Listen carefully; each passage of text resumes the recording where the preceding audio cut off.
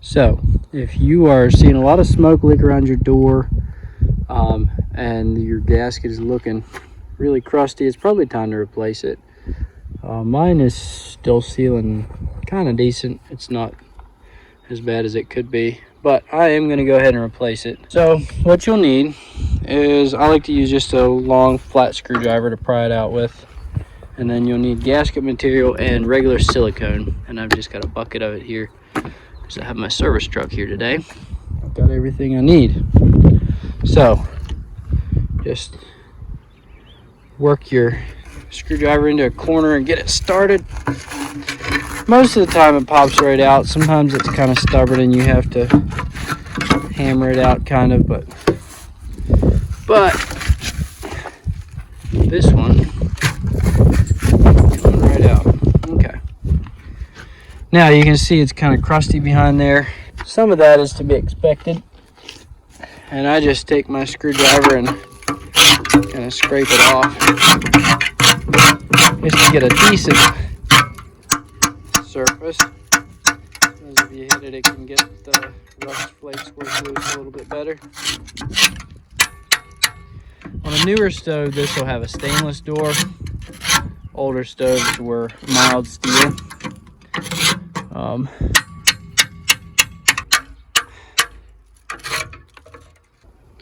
Then just get you some 100% silicone and just run a nice fat bead back here behind the behind where the gasket sits.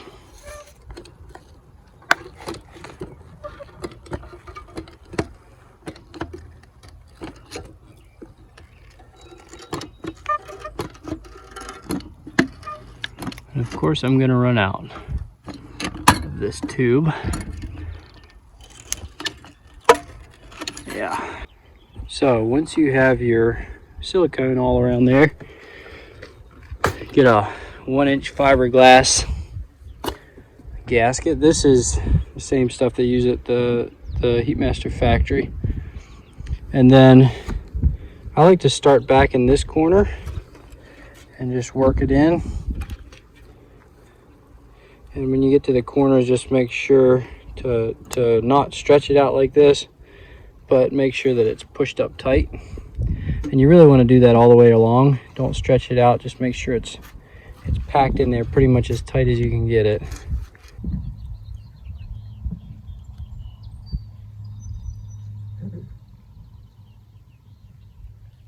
Up here, and then cut yourself a little bit extra, which if you get it from us, it'll come in pre-cut lengths, but I like to leave about 1 inch or so past where you think you'll need it, and then push it down and in, and that just compacts it a little tighter.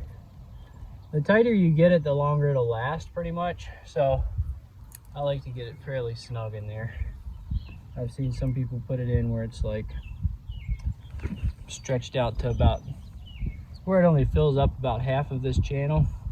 You really want it to be at least flush with the outside of the channel or bulging out a bit. Here I've got it bulging out a fair amount. So you can see, if you look at it from the side, that's a good full channel. You don't want to see it just kind of skinny in there. So this is going to be kind of hard to latch the first time. I may have to loosen up my rollers a little bit.